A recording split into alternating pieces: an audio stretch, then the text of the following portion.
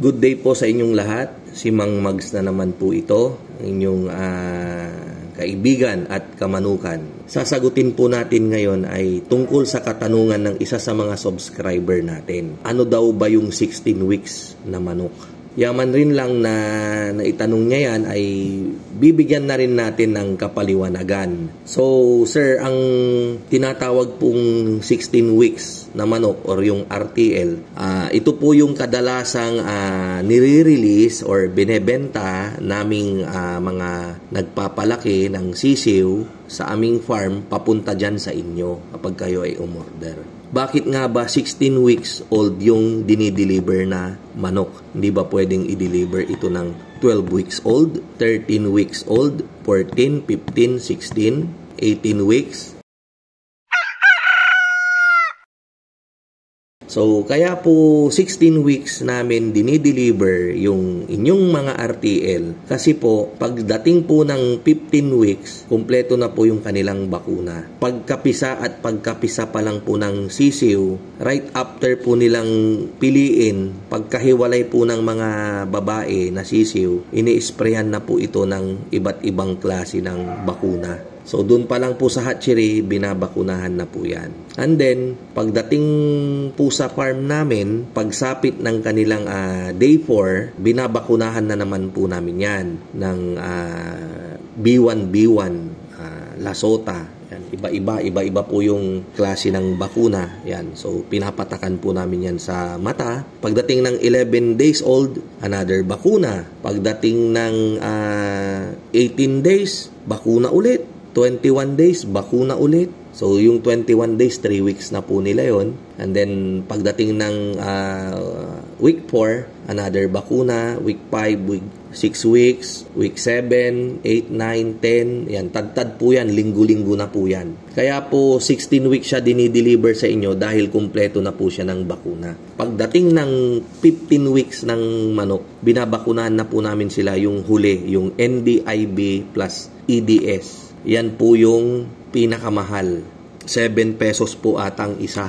Sa 10,000 RTL natin sa farm, 70,000 po yung bakuna. Pwera pa po yung sahod ng mga mag-a-administer ng bakuna. Yan. Usually po, kapag ganon, ang mag-a-assist po dyan siguro mga 20. May taga-inject, may taga-huli, may taga-hawak. Pero ang pinakamabusisi yung bakuna namin sa week 6. Isa sa dibdib, iba rin yung tusok niya sa pakpak, sa wing web. Parang very fragile, handle with care, kumbaga. Bata pa lang yung mga manok natin. Kapag hindi sanay yung tagahuli, tagahawak, kapag pumalag yung manok, baka mabalian siya ng pakpak. Yan. So, ang kinukuha natin yung mga expert na.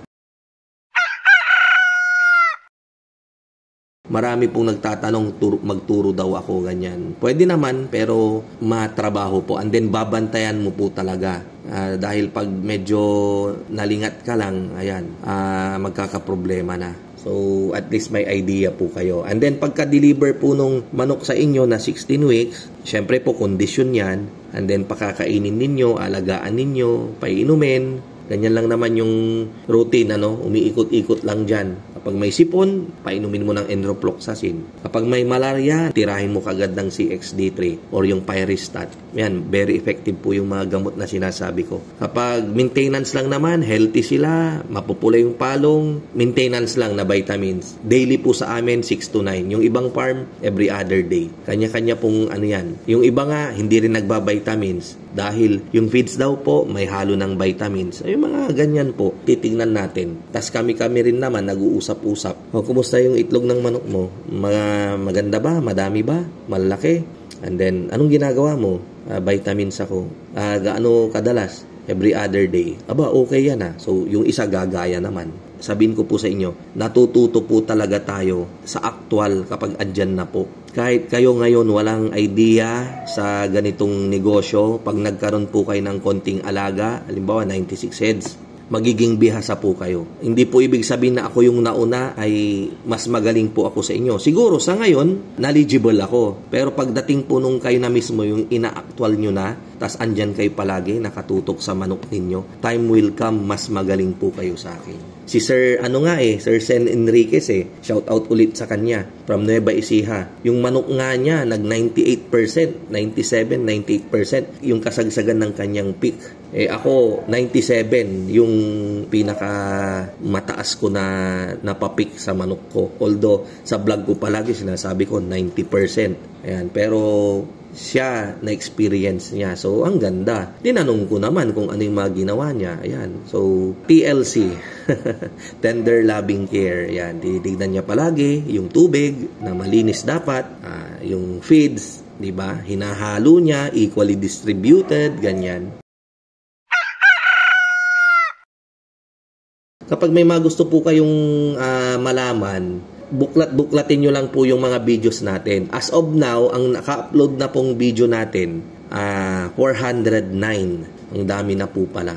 Ayan. And then, thank you rin po sa inyong lahat. 19,000 na po tayo rito ngayon na subscriber. Yan, lumalaki na po. Palaki ng palaki yung ating channel. So, sa mga napapadaan po, please subscribe. Once again, maraming salamat po sa inyong panonood. Sana napaliwanagan ko po kayo. Kita-kita po ulit tayo sa mga susunod nating vlog. Thank you po, mabuhay and God bless.